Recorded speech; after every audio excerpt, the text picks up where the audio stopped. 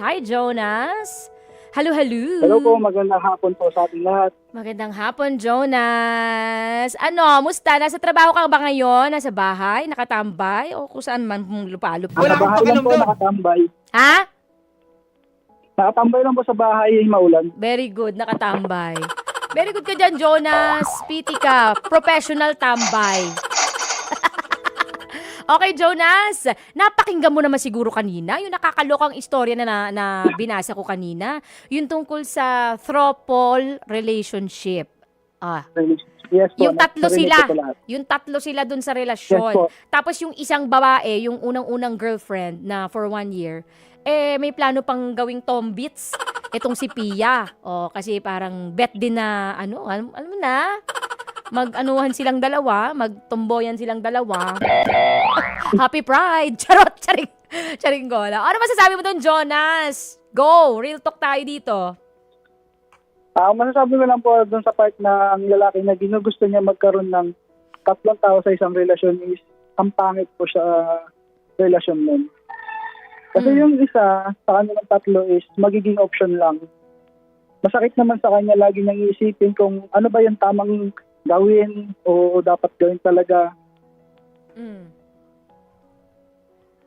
Mm. Lagi siyang magkakaroon ng kahati sa lahat ng oras, bagay, o kung saan man, lagi siyang magkakaroon ng hati. So parang ang Ngayon, ano mo, parang ang sinasabi mo dito, hindi siya makakampante na siya lang. Kasi palagi siyang Opo, yes. merong isa pa na parang reserba. Ano yan? Gulong? Opo. 'Di ba? May reserba. Kumbaga, hindi siya ang only choice. Meron palaging option. May A at B. Ganon. Kasi tatlo sila na. Oo. Yes po. Okay. Yun naman po sa part na yung 1 year na girlfriend, is gusto niyang gawin tombits yung isa. Masakit din po doon sa isa na minamahal niya ng tunay yung isang lalaki, tapos yung girlfriend ng isang babae is gagawin lang siyang tomboy.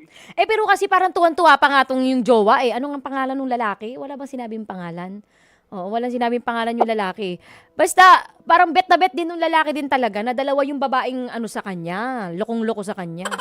Ang sabi naman daw niya kasi wala daw siyang pipiliin sa dalawa kasi parehas daw silang mahal. O, di ba? Payag ka ba nun? Naniniwala ka ba doon? Hindi po. Diba nga? Parang kalokohan. Anong amats to? Hindi ibig sabihin niyan, hindi ganun ka-invested yung nararamdaman, Yes, yung po. emotion nung lalaki doon sa inyong dalawa. Kumbaga, para kayong pinaglalaruan. Para tayong naglalaro dito. O, kahit sa'yo, si Pia, parang hindi siya ganun ka-invested. Kaya ganyan, naaatim niya yung ganyan. Kasi di ba pag mahal mo ang isang tao, ayaw mo nang may kahati. Gusto mo, di ba? Kayo lang dalawa. Tama po, tama. Diba? Tsaka parang hindi Gusto ko mo isa ma-imagine. Oo, hindi ko ma-imagine din na dalawa. Paano yun? Sa akin to. Ewan ko sa iba. Baka yung iba bet talaga nila yung ganyan. May amat silang ganyan. Meron silang trip na ganyan. Pero ako, gusto ko syempre ako lang. Diba? Masarap po na nag-iisa lang. Masarap talaga yun. Ewan ko, ba't nasasarapan sila sa dalawa? Charing gola. The more, the merrier. Sabi nila, the more, the merrier. So, anong masasabi mo? Anong maitatalak mo doon kay Pia? Tama ba yung desisyon niya na papatol siya sa ganung setup o wag na lang? Ang marirecommend po sa kanya is huwag na lang. Mhm. Kasi po magbumukha lang siyang tanga sa relasyon na yun dahil magiging option lang siya sa tuwing kailangan siya. Oo, pagka nangailangan. What do you mean? Opo, Anong sa nangailangan? Nangailangan ng pera? Like- Pang-load? Pwede rin Pamasahe? po. Masahe? Ano? Like pag yung isa pong girlfriend is busy at hindi Mm. nga mapunta na ma-contact, doon po may siya lalapit sa isa para maging masaya pa rin siya. Paano pag gusto dalawa? Sabay. Oh, ano ka ngayon? Ay, Ay! kabaliwan na po yun. Masyado mataas Ay! yung tingin sa sarili. Sabi ni Jonas, ay! Di ba nga, hindi natin maatim yung ganung trip. Pero kung sa iba, bet nila yan, go. Pero ito kasi si Pia naguguluhan. Ibig sabihin, hindi siya komportable doon sa ganung setup. Okay? Ayun po. Pag hindi po siya komportable, pwede po siya umalis anytime kasi po, babae siya, hawak niya yung desisyon. Tama. Tama ka dyan, Jonas. Yan ang maganda sa sinabi mo. Tama. Meron siyang sarili niyang desisyon. Meron siyang sarili niyang utak. Bakit hindi niya paganahin, ano?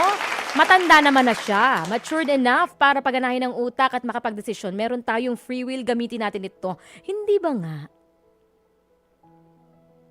Jonas? Tama po. Okay.